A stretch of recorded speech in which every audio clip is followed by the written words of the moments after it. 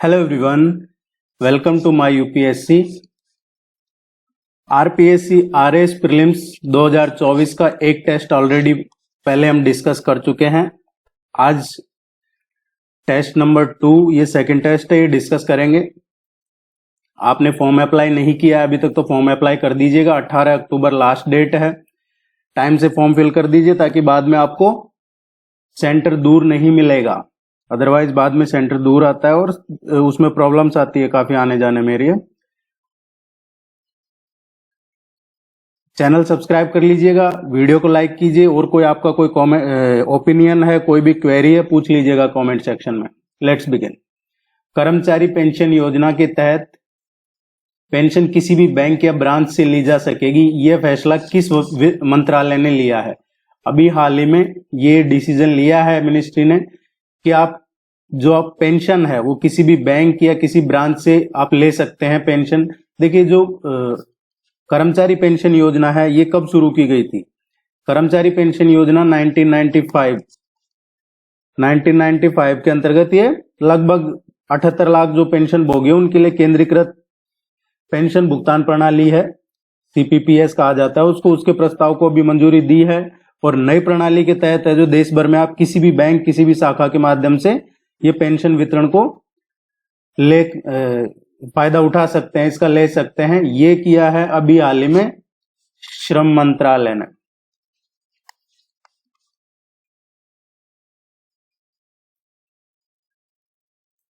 केंद्रीय वित्त एवं कॉरपोरेट मामलों के मंत्री की अध्यक्षता में 9 क्षेत्रीय ग्रामीण बैंकों रीजनल रूरल बैंक्स के प्रदर्शन की समीक्षा के लिए बैठक कहां आयोजित हुई है? अभी हाल ही में जो केंद्रीय मंत्री हैं वित्त एवं कॉरपोरेट मामलों के, उनकी अध्यक्षता में ये 9 बैंकों के जो प्रदर्शन है उनका उसकी रिव्यू करने के लिए ये मीटिंग हुई है, बैठक हुई है। तो ये कहां पे हुई है? उदयपुर में ये बैठक अभी हुई है हाल ही में।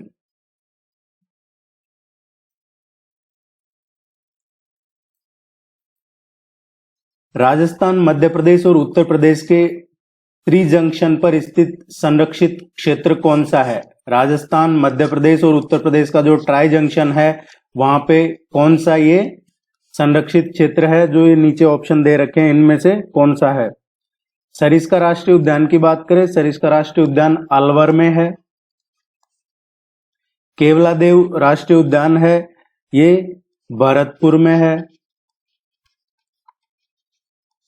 राष्ट्रीय चंबल अभ्यारण्य और सज्जनगढ़ वन्यजीव अभ्यारण्य की बात करें तो ये आपके उदयपुर में है।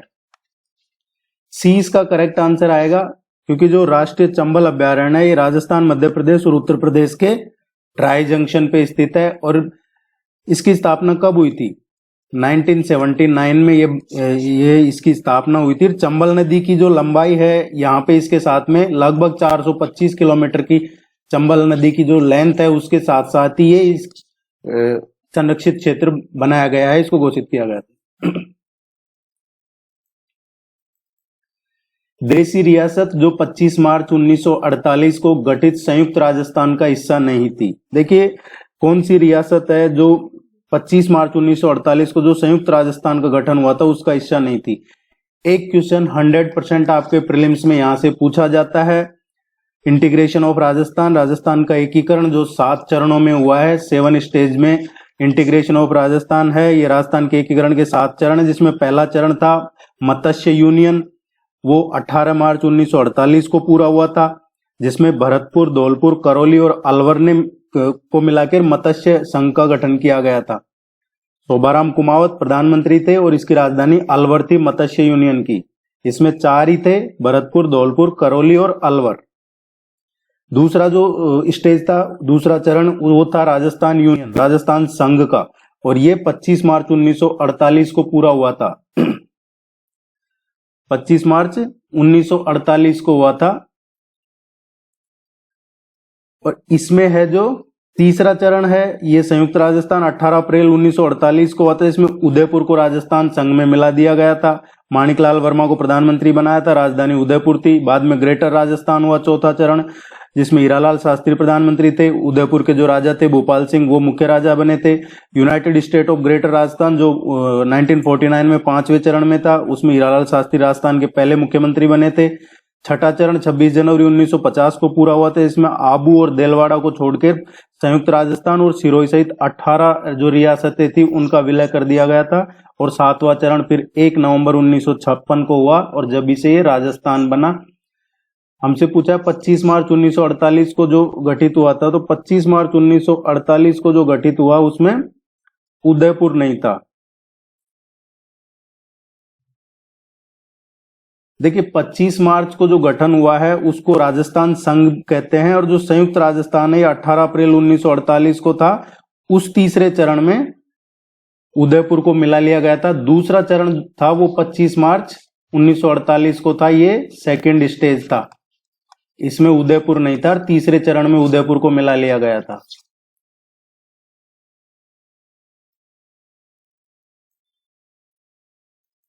भारत सरकार ने वर्ष 2022 तक कितनी सौर ऊर्जा क्षमता हासिल करने का लक्ष्य रखा है? देखिए 2022 तक, ये 2030 है एक्चुअली, 2030 तक का पूछा जा सकता है। 2022 का तो पता है। 2030 तक जो टारगेट रखा है ये 500 गीगावाट का रखा है रिन्यूएबल एनर्जी, या फिर आपसे पूछा जाए गैर जीवाश्म ईंधन या रिन्यूएबल एनर्जी, दोनों एक ही है। और ये 2030 तक का जो लक्ष्य रखा है ये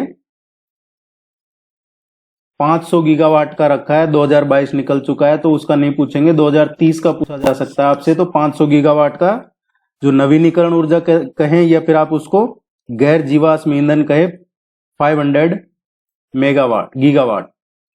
माउंट अरेबस जो हाल ही में समाचारों में देखा गया किस महाद्वीप में स्थित है? माउंट अरेबस है जो अभी चर्चा में देखा गया, ये दूसरा सबसे बड़ा ज्वालामुखी है अंटार्कटिका का। और ये क्यों चर्चा में है? इसके चर्चा में रहने की वजह यह है कि यहाँ पे अभी सोने की धूल उगल रहा है ये, जिससे जो साइंटिस्ट है वो भी सरप्राइज है, क्योंकि आमतौर पे ज्वालामुखी है, वोल्केनो, उससे क्या निकलता है? भाप, गैस, चट्टाने। लेकिन यहां से छोटे जो क्रिस्टलीकृत सोने के कण निकल रहे हैं, इसलिए ये भी चर्चा में है। और ये पृथ्वी का जो सबसे सदर्न एरिया है वहां पे सक्रिय ज्वालामुखी, अगर से पूछा जाए आपसे कि जो सदर्न पृथ्वी पे जो सबसे दक्षिण में है कौन सा सक्रिय ज्वालामुखी है, तो यही है माउंट अरेबस पे। यही है जो अंटार्कटिका का रॉस डिफेडेंसी में है, रॉस आइलैंड पे। माउंट विंसन के बाद दूसरे नंबर पे है, आता है ये। त्याग भूमि के संपादक कौन थे? त्याग भूमि है, इसके संपादक थे हरिभाऊ उपाध्याय। हरिभाऊ उपाध्याय ये त्याग भूमि के संपादक थे। ये पॉलिटिशियन रहे हैं और वित्त मंत्री भी रहे राजस्थान सरकार में, शिक्षा मंत्री भी रहे हैं, और इनको 1966 में पद्म भूषण से भी सम्मानित किया गया था। त्याग भूमि के संपादक थे ये। एक पत्रिका का और पूछा जाता है कई बार, इनका क्वेश्चन त्याग भूमि का नहीं पूछते हैं तो वो सरस्वती पत्रिका का पूछ लेते हैं, सरस्वती पत्रिका। तो सरस्वती पत्रिका के संपादक भी यही थे, हरिभाऊ उपाध्याय। कई बार इनसे रिलेटेड एक क्वेश्चन और पूछ लिया जाता है कि इनमें से कौन, जो सॉल्ट सत्याग्रह हुआ था उसमें अजमेर से नेता थे, तो अजमेर से भी यही थे हरिभाऊ उपाध्याय। नमक सत्याग्रह में इन्होंने अजमेर से पार्टिसिपेट किया था। इनकी और भी कई कृतियां हैं, जैसे स्वतंत्रता की ओर, साधना के पथ पे, युग धर्म, बापू के आश्रम में, ये कई और इनकी कृतियां हैं जो आपको ध्यान में रखनी है। राजस्थान के किस जिले में राज्य की पहली उड़ान प्रशिक्षण अकादमी का उद्घाटन किया है? ये अभी कहां पे किया है? पहली उड़ान प्रशिक्षण अकादमी का उद्घाटन किया है ये अजमेर जिले में किया गया है, और अजमेर में भी ये किशनगढ़ में किया है। कहां पे? किशनगढ़ में है। अगर अजमेर ऑप्शन में नहीं है तो किशनगढ़ हवाई अड्डे पे ये राज्य की पहली उड़ान प्रशिक्षण अकादमी का अभी रिसेंटली मुख्यमंत्री ने उद्घाटन किया है। किशनगढ़ अजमेर जिले में आता है। चित्तौड़गढ़ किले के निम्नलिखित मंदिरों में से कौन सा एक जैन मंदिर है? देखिए, चित्तौड़गढ़ के किले में जो मंदिर है उनमें से कौन सा एक जैन मंदिर है, ये पूछा गया है। सातबी देवरी ये एक जैन मंदिर है, चित्तौड़गढ़ किले में स्थित है। और चित्तौड़गढ़ के किले में एक्चुअल में देखा जाए तो वहां पे 6 जैन मंदिर है, टोटल 6 जैन मंदिर है। इनमें सबसे बड़ा भगवान आदिनाथ का मंदिर है, भगवान आदिनाथ का मंदिर है, सबसे बड़ा है वो भी चित्तौड़गढ़ के किले में ही है। कुंभ श्याम मंदिर की अगर बात करें तो कुंभ श्याम मंदिर है, इसका निर्माण राणा कुंभा ने करवाया था। राणा कुंभा ने उनके शासन के टाइम पे इसका निर्माण करवाया था। अगर जो समिदेश्वर मंदिर है या समाधीश्वर मंदिर है, ये भी चित्तौड़गढ़ के किले में, इसको समधीश्वर या समाधीश्वर भी कहा जाता है। और इसका निर्माण 11वीं सेंचुरी में हुआ था, ये भगवान शिव को समर्पित है। तुलजा भवानी मंदिर का पूछा जाता है अगर हमसे, तो इसका जो निर्माण हुआ था 1535 ईस्वी में हुआ था। और ये चित्तौड़गढ़ किले का जो मेन गेट है, मुख्य प्रवेश द्वार है, वहां पे रामपोल स्थित है। और यह मंदिर देवी तुलजा भवानी को समर्पित है, जिन्हें तुरिया भवानी के नाम से भी जानते हैं। तो ये सभी चित्तौड़गढ़ के में है। जैन मंदिर सातबीस देवरी। प्रेष्पा लेक, प्रेष्पा झील जो खबरों में थी, ये किस महाद्वीप में स्थित है? प्रेष्पा झील है, अभी ये कहां है? यूरोप में है। देखिए, अल्बानिया की लिटिल प्रेष्पा झील है, ये अब दलदल बन गए हैं, यहाँ पे ये सूख गई है, इसलिए चर्चा में है। क्योंकि यूरोप की ये सबसे पुरानी और सबसे ऊंची टेक्टोनिक लेक्स में से एक है तो कहां पे? ये अल्बानिया में है, अल्बानिया यूरोप में, लेकिन ये सबसे पुरानी और सबसे ऊंची टेक्टोनिक लेक में से एक है, जो और अब ये दलदल बन चुकी है, इसलिए ये चर्चा में है। इस तरीके का एक क्वेश्चन आता है एग्जाम में, लेक का, माउंटेन का, जो चर्चा में रहते हैं। बखनाजी, संतदास जी, जगन्नाथ दास और माधोदास नामक संतों का संबंध निम्नलिखित में से किस संप्रदाय के साथ था? बखनाजी, संतदास जी, जगन्नाथ दास और माधोदास, ये संत हैं, इनका संबंध किस संप्रदाय से था, किस सेक्ट से था? तो इनका जो संबंध है ये दादू पंथ के हैं। किसके हैं ये? दादू पंथ के अनुयायी हैं ये। दादू दयाल को बारे में जरूर पढ़िएगा। उनका जन्म हुआ था गुजरात में, अहमदाबाद में हुआ था, और बाद में वो सांबर आए थे उपदेश देने के लिए, लगभग 1567 या 8 में। और इनके दादू दयाल हैं, दादू पंथ के अनुयायी थे वो दादू पंथ की जो प्रमुख पद है वो नारायणा थी। दादू पंथियों की प्रमुख पद नारायणा थी। और इनके बारे में कहा जाता है कि राणा प्रताप और अकबर के समकालीन थे। इनका जो अनुयायी है उनको 5 पंथों में बांटा हुआ है, 5 पंथों में इनका कैटेगराइजेशन किया हुआ है। एक है खालसा, विरक्त, स्थानधारी, उत्तरादेव और खाकी। ये दादू पंथ के 5 कैटेगराइजेशन है। आपसे पूछा जाता है कई बार एग्जाम में, दादू संप्रदाय के शिष्य इनमें से कौन थे? तो सुंदरदास, रज्जब जी, राघवदास, माधोदास, ये दादू संप्रदाय के शिष्य रहे हैं।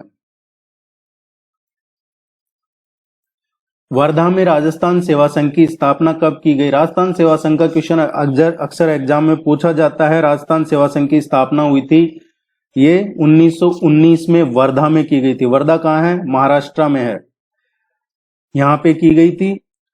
और उस टाइम पे अर्जुन लाल सेठी, केसरी सिंह बारट और विजय सिंह पथिक ने मिलकर ये राजस्थान सेवा संघ की स्थापना की थी, जिसे महात्मा गांधी की सलाह पे बाद में 1920 में इसको अजमेर में शिफ्ट कर दिया था, अजमेर में स्थानांतरित कर दिया गया था।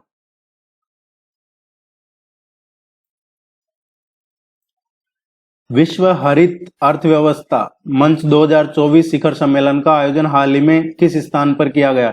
ये विश्व हरित अर्थव्यवस्था मंच 2024 ये समिट हुआ है, ये अभी रिसेंटली दुबई में हुआ है, यूएई में 2 और 3 अक्टूबर को, ये अभी हाल ही में दुबई में यूएई में हुआ है।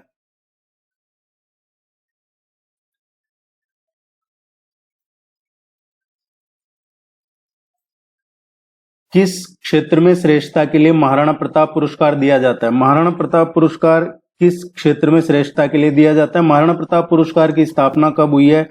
1982-83 में हुई थी ये महाराणा प्रताप पुरस्कार की स्थापना। ये पुरस्कार जो खेल कूद में उत्कृष्ट खिलाड़ी हैं उनको दिया जाता है। ये खेल जो प्रशिक्षक हैं उनको भी दिया जाता है। पहले खिलाड़ियों के लिए था, लेकिन बाद में 1987 से ये एक विशिष्ट अवार्ड खेल प्रशिक्षकों को भी दिया जाता है। और अभी हाल ही में अगर करंट अफेयर्स की बात करें तो ये वीर शिरोमणि महाराणा प्रताप का ये जो अवार्ड है ये अभी दिया गया था रिसेंटली। इसका कोटा में हुआ था। जो संगम अकादमी है कोटा में, उन्होंने इस जो वीर शिरोमणि महाराणा प्रताप के जन्मोत्सव के अवसर पे ये संगम अकादमी कोटा ने आयोजन रखा था। और उसमें झाबुआ जिले के हैं, ये राष्ट्रीय कवि भी हैं, साहित्यकार भी हैं, भैरू सिंह चौहान, इनको सम्मानित किया गया था अभी रिसेंटली। राजस्थान के झाबुआ के हैं, झाबुआ के रहने वाले। झाबुआ एक्चुअली तो मध्य प्रदेश में है, ये राजस्थान में नहीं है। झाबुआ और अलीराजपुर हैं, ये दो जिले हैं मध्य प्रदेश के जिनका बॉर्डर राजस्थान के साथ लगता है। राजस्थान में नहीं है झाबुआ।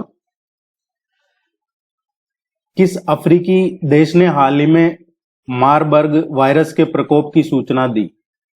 अभी कौन से अफ्रीकी देश ने सूचना दी है? मारबर्ग वायरस ये काफी चर्चा में है, लेकिन ये कोई नया वायरस नहीं है। मारबर्ग वायरस आपने सुना होगा, पहले एक वायरस इबोला वायरस। देखिए ये फिलो वायरस है जो इबोला वायरस से जुड़ा हुआ है। इसमें तेज बुखार आता है, ब्लीडिंग जैसी चीजें होती है। और अभी रिसेंटली ये रवांडा में इसके प्रकोप से काफी लोगों की जान गई है और ये चर्चा में है।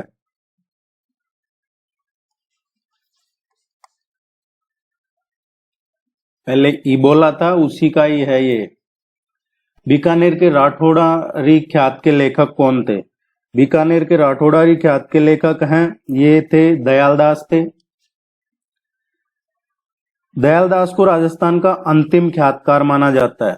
दयालदास को राजस्थान का अंतिम ख्यातकार माना जाता है। इनका जन्म 1798 में हुआ था। बीकानेर रियासत में एक गांव है पूबिया में हुआ था और उन्होंने बीकानेर राज्य की ख्याति लिखी थी। बीकानेर राय राठौड़री ख्यात या दयालदासरी ख्यात के नाम से उसको जाना जाता है।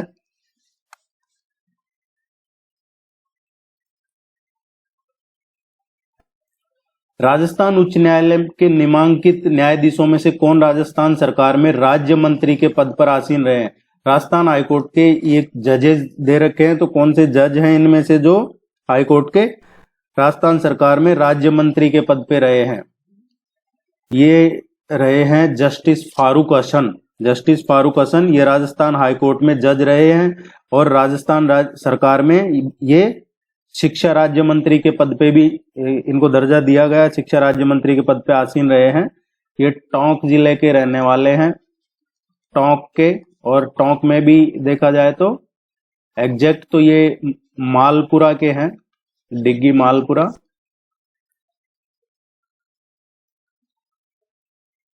राजस्थान राज्य सूचना आयोग का गठन कब किया गया था? राजस्थान स्टेट इंफॉर्मेशन कमीशन का गठन कब किया गया था? तो राजस्थान स्टेट इंफॉर्मेशन कमीशन का गठन किया था अप्रैल 2006 में। अप्रैल 2006 में इसका गठन किया गया था। और राजस्थान राज्य सूचना आयोग के पहले चेयरमैन कौन थे? इसके पहले मुख्य सूचना आयुक्त कौन थे?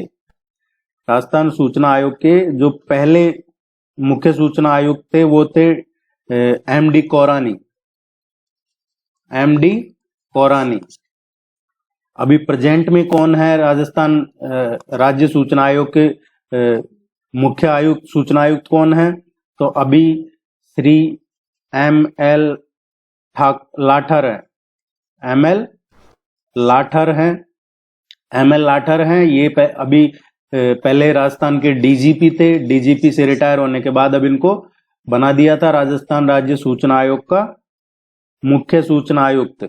अगर आपसे पूछा जाता है भारत में सूचना का अधिकार अधिनियम कब से लागू हुआ?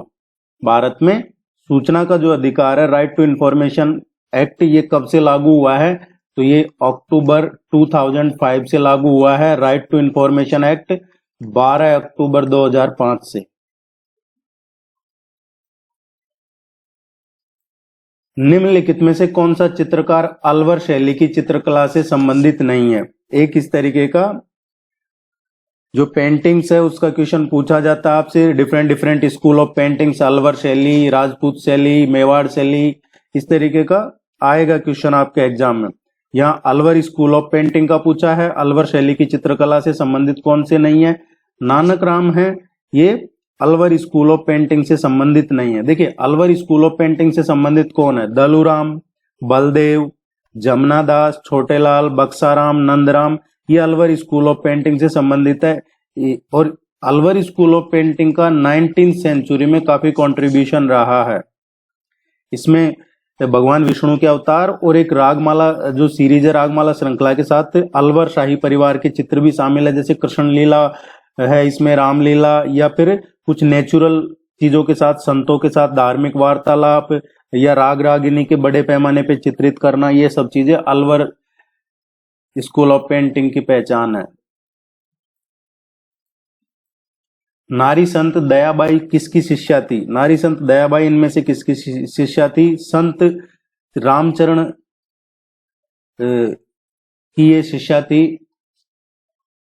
संत चरणदास जी चरणदासी संप्रदाय के प्रवर्तक भी थे, और चरणदास जी का जो जन्म है वो देहरा गांव अलवर में हुआ था। कहाँ हुआ था? देहरा गांव अलवर में।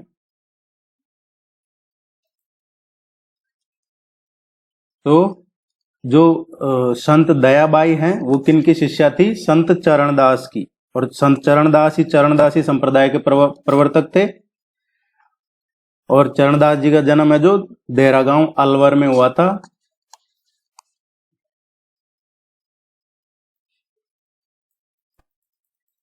गरासिया जनजाति से संबंधित नृत्य शैली कौन सी है? डांस स्टाइल गरासिया ट्राइब से संबंधित कौन सा है?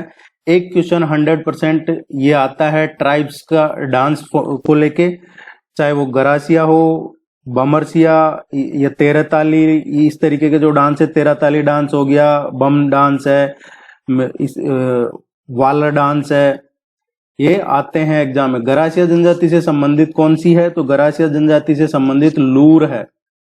गरासिया जनजाति के डांस है उनमें वालर, गरबा, गैर, कूदा, लूर, मौर्या, ये सब गरासिया प्रमुख डांस है, मेन डांस है इसमें। अगर गवरी की बात करें तो गवरी है ये भील ट्राइब्स का है। बम की बात करें तो इसको बमरशिया के नाम से भी पूछा जाता है कई बार, बमरशिया या बम नृत्य। ये मेवात रीजन का है, अलवर और मेनली भरतपुर, मेवात रीजन का है। तेरह ताली की बात करें तो तेरह ताली ये काफी फेमस लोक नृत्य है राजस्थान में। और जो तेरह ताली नृत्य है, ये जो लोक देवता रामदेव जी हैं उनकी स्तुति में भी तेरह ताली नृत्य किया जाता है। और मुख्य रूप से कमर जनजाति जो है उनके द्वारा किया जाता है। ये कमर जनजाति या फिर कामड़ भी कहीं लिखा जाता है, कामड़ या कमर, उनके द्वारा किया जाता है। इसमें शिव के ताल और पार्वती के लय से ये ताल शब्द बना है तेरह ताली वाला। एक क्वेश्चन आता है एग्जाम में, ग्लोबल इनोवेशन इंडेक्स GII 2024 में भारत का स्थान क्या है? ग्लोबल इनोवेशन इंडेक्स यह भी रिसेंटली जारी हुआ है 2024 का। इसमें टोटल 139 कंट्रीज का जारी हुआ है ये, और 139 कंट्रीज में इंडिया का जो रैंक है ग्लोबल इनोवेशन इंडेक्स में 39 है ये। भारत जो मध्य और मिडल एशिया या सदर्न एशिया की जो टॉप 10 इकोनॉमी है उनमें पहले नंबर पे ये ग्लोबल इनोवेशन इंडेक्स में बताया गया है।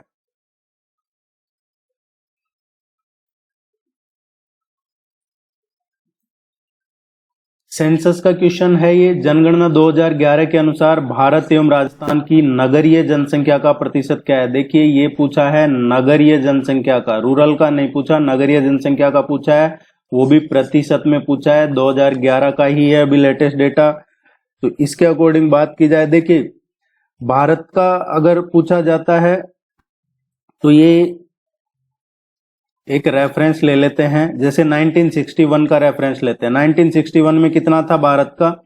17.97, और 2011 में कितना हो गया इंडिया की बात करें तो 31.14% नगरीय जनसंख्या का प्रतिशत। अब राजस्थान की बात करते हैं, तो राजस्थान में अगर हम रेफरेंस ले 1961 का तो ये 16.28% था, और अगर 2011 की बात करें 2011 की तो ये बढ़ के 24.87% हो गया है। तो this one and this one, ये दो डेटा 2011 के हैं, इसका करेक्ट आंसर आएगा ये। कई जगह आपको 31.15 दिया होगा, कई जगह 31.14 दिया होगा, इसमें ज्यादा कंफ्यूज नहीं होना है, वो कुछ पॉइंट्स का इश्यू है, तो कोई उसको 15 लिख देता है, कोई 14 लिख। 2011 की जनगणना के अनुसार राजस्थान के किन जिलों में अनुसूचित जनजाति शेड्यूल्ड ट्राइब की बात हो रही है कि जनसंख्या का प्रतिशत उनकी कुल जनसंख्या में न्यूनतम है। देखिए समझिए इसको, कौन से ऐसे जिले हैं ये ऑप्शन में दे रखे जिसमें कि उस जिले की टोटल पॉपुलेशन जितनी है उसमें सबसे कम एसटी पॉपुलेशन है। तो ये दो जिले हैं बीकानेर और नागौर। सबसे ज्यादा एसटी पॉपुलेशन कहां पे है? सबसे ज्यादा एसटी पॉपुलेशन है बांसवाड़ा में। बांसवाड़ा में है सबसे ज्यादा एसटी पॉपुलेशन, 72% है।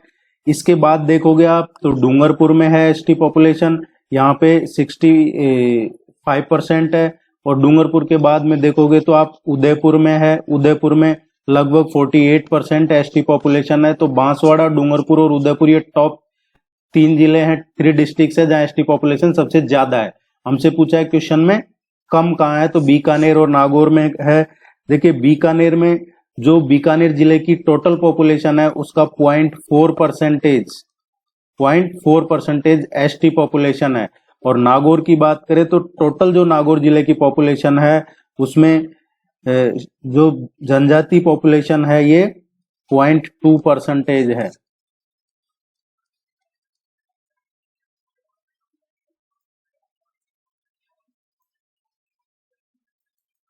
भारत के नियंत्रक एवं महालेखा परीक्षक को उसके पद से हटाए जाने की प्रक्रिया किसके समान है?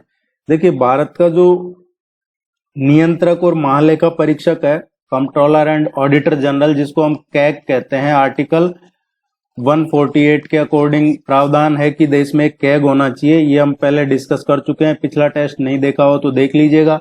आपसे रिक्वेस्ट रहेगी कि चैनल को जरूर सब्सक्राइब कीजिए, वीडियो को लाइक कीजिए, इसको शेयर कीजिएगा ताकि जो तैयारी कर रहे हैं उनको फायदा मिलेगा इसका। और ये सब वेबसाइट पे जाके आप डाउनलोड वगैरह कर सकते हैं, ये क्वेश्चन मिल जाएंगे आपको वहां पे। राष्ट्रपति के, भारत के जो राष्ट्रपति है वो नियुक्ति करते हैं कैग की, और कैग को केवल उसी तरह से या उन्हीं कारणों से पद से बर्खास्त किया जाता है जो सुप्रीम कोर्ट के जज के लिए जो लागू होता है। सुप्रीम कोर्ट में जो जज है, जस्टिस, जो जज, उनके जो लिए जो प्रावधान है वही कैग को हटाने का प्रावधान है। जनहित याचिका की अवधारणा की शुरुआत किस देश से हुई है? PIL, पब्लिक इंटरेस्ट लिटिगेशन, जनहित याचिका, ये इसकी शुरुआत कौन से कंट्री से हुई है? ये यूनाइटेड स्टेट्स ऑफ अमेरिका से इसकी शुरुआत हुई है, संयुक्त राज्य अमेरिका से। लेकिन भारत में जो जनहित याचिका है वो अमेरिका से काफी भिन्न है। हमारे यहाँ पे PIL का तरीका अलग है, वहां पे PIL का तरीका अलग है। अब आपसे पूछा जाए कि यहाँ पे इंडिया में, हमारे भारत में, ये जो पब्लिक इंटरेस्ट लिटिगेशन है, जनहित याचिका है, इसकी शुरुआत किसने की? ये जस्टिस थे, एक justice PN Bhagwati, justice PN Bhagwati, इन्होंने ये भारत में जनहित याचिका प्रारंभ की थी। निम्नलिखित में से कौन से मुख्यमंत्री राजस्थान विधानसभा में नेता प्रतिपक्ष के पद पर नहीं रहे हैं? लीडर ऑफ ऑपोजिशन, जैसे अभी लोकसभा में लीडर ऑफ ऑपोजिशन कौन है, राज्यसभा में, इसी तरीके से राजस्थान विधानसभा में कौन है, ये भी आपको ध्यान रखना है, क्योंकि इस तरीके के क्वेश्चन एग्जाम में पूछे जाते हैं। अब हमसे पूछा है कि इनमें से कौन लीडर ऑफ अपोजिशन नहीं रहे राजस्थान विधानसभा में, तो देखिए पहले लीडर ऑफ अपोजिशन कौन थे, पहले थे जसवंत सिंह, जसवंत सिंह थे। उसके बाद में दूसरा तो रिक्ति था। तीसरे की बात करें तो तीसरा, चौथा और पांचवा ये कौन थे, ये थे लक्ष्मण सिंह। और इसके बाद में देखा जाए तो हरदेव जोशी हैं, ये 90 थे। और श्रीमती वसुंधरा राजे की बात करें तो Vasundhara Raje 13वीं leader of opposition थी राजस्थान विधानसभा में। 14वें कौन है, 14वें कौन थे, 14वें थे जो अभी थे थोड़े इस सरकार से पहले, वो रामेश्वर लाल डूडी थे 14वें, रामेश्वर लाल डूडी 14वें थे। और अभी प्रेजेंट में कौन है, प्रेजेंट में जो है वो टीकाराम जूली है, टीकाराम जूली। शायद टीकाराम जूली ये अलवर के आसपास कोई विधानसभा से एमएलए हैं।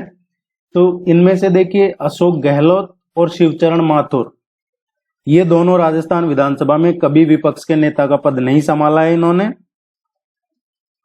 और हमसे यही पूछा है कि कौन नहीं रहे हैं।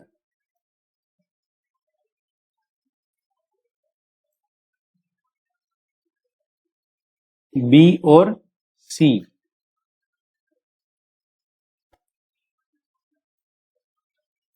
ग्यारहवीं पंचवर्षीय योजना में किस पर ज्यादा जोर दिया गया था, जो 11वीं पंचवर्षीय योजना थी उसमें किस पे ज्यादा जोर दिया गया था, ये सामाजिक न्याय के साथ आर्थिक समृद्धि, इस पे ज्यादा जोर दिया गया था। 11वीं पंचवर्षीय योजना कब थी, 2007 से, और 2007 से 12, ये रही है 11वीं पंचवर्षीय योजना।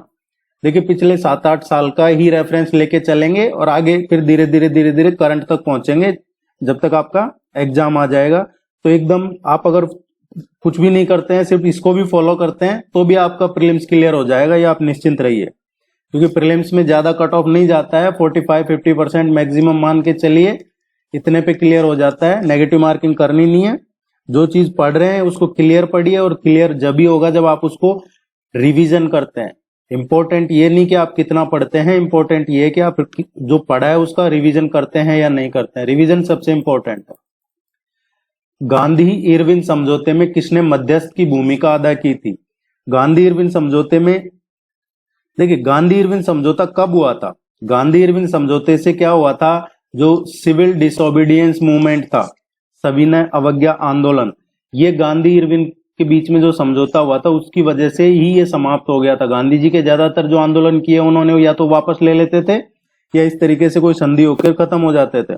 उनका जो जिस मकसद के लिए करते थे वो 100% मिलता नहीं था। गांधी इरविन संधि ने अस्थायी आधार पे ये जो सविनय अवज्ञा आंदोलन है उसको समाप्त कर दिया था।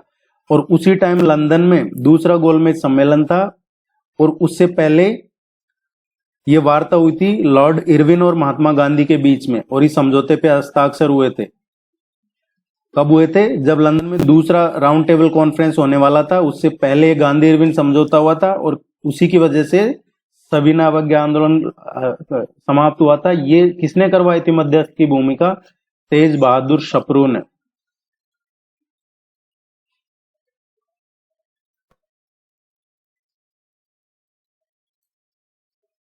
सार्वजनिक सेवा वितरण में क्रांति लाने वाली सरकार द्वारा वित्त पोषित भारत की पहली multi modal large language model पहल का क्या नाम है। एक multi modal large language model है ये, इसका क्या नाम है सार्वजनिक सेवा वितरण में। देखिए ये है भारत जैन। भारत जैन ये अभी जो जमाना आ चुका है आर्टिफिशियल इंटेलिजेंस का, उसी पे ही बेस्ड है, उसी की एक अग्रणी पहल है जिसमें सार्वजनिक सेवा वितरण में क्रांति लाने और भाषा, भाषण, कंप्यूटर, इनमें जो मूलभूत मॉडल हैं उनको डेवलप किया जाए, उनको डिजाइन किया जाए, इसी को ध्यान में रखे। और भारत जैन है जो ये इसका काफी ये अच्छा एग्जाम्पल है। ये भारत को जो जेनरेटिव आर्टिफिशियल इंटेलिजेंस है उसके क्षेत्र में ये ग्लोबल लीडर के रूप में डेवलप करने के पर्पज से ही ये लाई गई है। Multi modal large language model है ये भारत जैन। डी इसका करेक्ट आंसर है। इसी तरीके से आपको टेस्ट करवाते रहेंगे, आप निश्चिंत रहिए। All the very best, good luck, thank you very much. Video को लाइक जरूर कीजिएगा, चैनल को सब्सक्राइब कीजिएगा। Thank you.